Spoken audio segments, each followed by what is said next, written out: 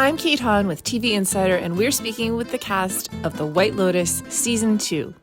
Whenever I stay at a White Lotus, I always have a memorable time. Always. Welcome to the White Lotus in Sicily. La dolce vita.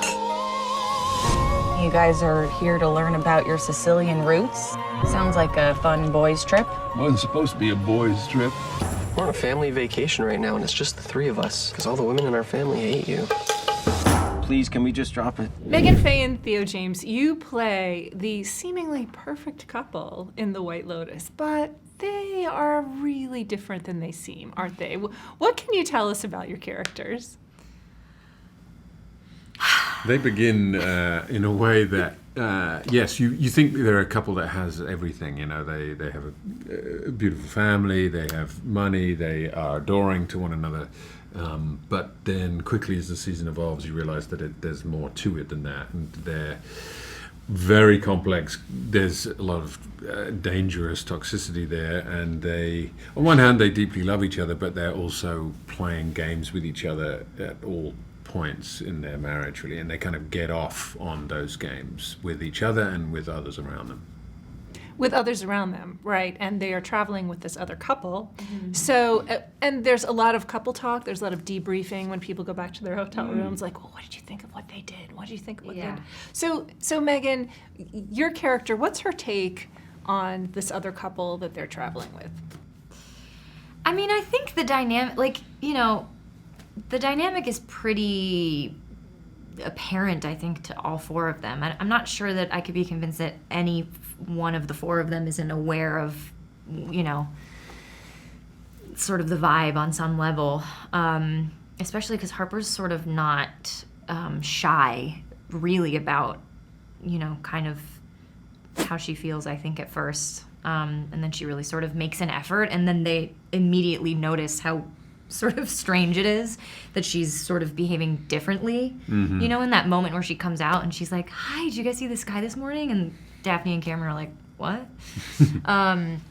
So I think that they take a lot of solace in sort of they know that they're comfortable together, and they know that they have an ease that other people are probably a little bit jealous of. And I think that I don't think that they interact with each other in a way that is sort of, what was the word you used before that was really good? Performative.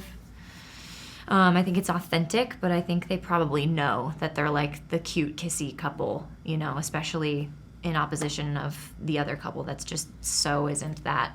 And how that affects the other couple in terms of envy and, how competitive they are and, everything. Haley, you play Tanya's assistant, Jennifer Coolidge's assistant. Tell us what state she's in when we first meet her. She's not loving her job too much, is she? Portia? Yeah. No, she is not. She is not loving life. She's not loving her job. She's in a pretty miserable state. Yeah. She's lacking in a lot of... Yeah, she's very just deeply unfulfilled and desperate for something to, come around and shake her up and make her feel like, oh, yeah, life. Right. And first she thinks that's Alby. Mm-hmm. So what does Alby think when he first sees her? Portia? Mm-hmm. I think he's excited to see someone at the hotel who's, at his own age and also, by the pool alone. And then you strike up the conversation as well, don't you? I think I did, and then they cut that part out. Oh, so I strike up the conversation? Originally in the script, I asked him for the Wi-Fi code or Wi-Fi password. Originally when we filmed it, she kind of took the first step, which is kind of nice. You could just kind of, oh, this is interesting. Yeah. I think she, But then that part was cut out, and I think it now just starts with you saying, are you okay? Well, that's also nice. Yeah. Obviously a very beautiful woman beside the pool. That's me. Time to start talking. Well, that is you. So Alby's on vacation with his dad and his grandfather, and he's very different from them. Yes. Tell me about their relationship. And he's specifically not on vacation with his mom and sister, which is also interesting. I think it's definitely a strained relationship. I think Alby is there kind of by necessity. I think he knows that his dad needs him at this time in his life, even if his dad might not realize that. And he's just there to, keep the peace within the family and just try to help his father, his grandfather, just lead them to like a way that's just better for the family, I guess. Oh man, that did not come together at the end. Sometimes you're talking, you're like, this is gonna come together at the end. Going somewhere. What was the question? He's a peacemaker. He's a peacemaker. Yeah, he's a bit of a peacemaker within his family. Yeah. Well, and so they were played by two legendary actors, Michael Imperioli and F. Murray Abraham. Yeah. So what was that like for you as a young actor to work with those two guys?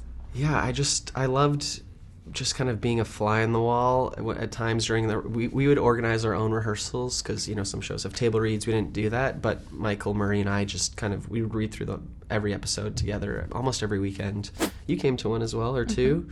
Yeah, it was fun. And then we would just shoot the shit, talk about our relationships with our fathers, and talk about sex and different crazy stories from our lives. So it was fun just getting to know them on a personal level. And then when we got to do our scenes, we had sometimes it would mirror certain conversations we'd had in real life as well. Like we did talk about The Godfather and Goodfellas, and we kind of got into it with these old Italian-American pieces of movie. Okay, Sabrina, I'm going to start with you. Okay. Valentina is, when we first meet her, she's this tough hotel manager, but we slowly find out she has a softer side. Can you talk about the progression of your character? Thank God she has a softer side. If not, I wouldn't come to LA,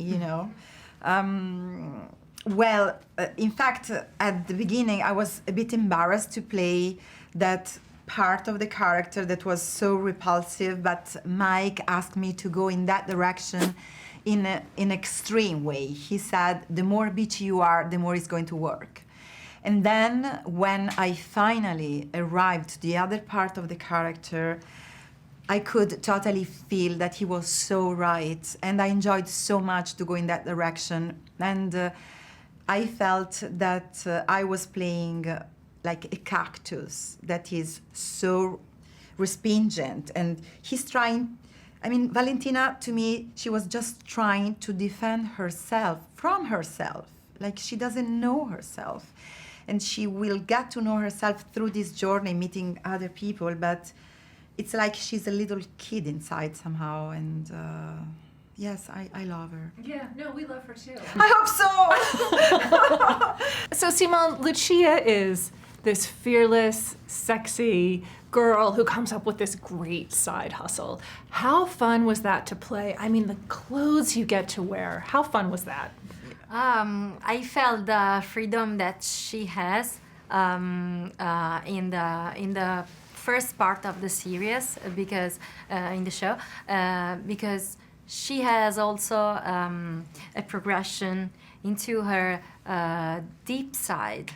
So I had so much fun to do it, Lucia, to play Lucia. Right. Well, she certainly she has a complicated relationship with some of the guests, doesn't she? Yes, for so many guests, with so many guests. So. And also with herself, maybe. Right. And also with her friend, because she starts to feel guilty about what she's led you into. So, Beatrice, tell us about your character, and she definitely changes. She's just very pure. Yeah, she's so innocent. She's like, I'm not doing that. I am a musician. But then she flips. She totally flips. And before, Simona said something really inspiring about our characters, that they could be one, right? They kind of like flip from one side to another. It's like they affect each other a lot. And yeah, I love Mia, because she started off very innocent, and then all of a sudden something happens in her head, and she goes, you know what, maybe this is it, maybe that's what I have to do, because all she can see is her dream, so she would do anything to make it happen, and she would just, you'll see. The White Lotus premieres on HBO October 30th. For more insider videos like this, click subscribe.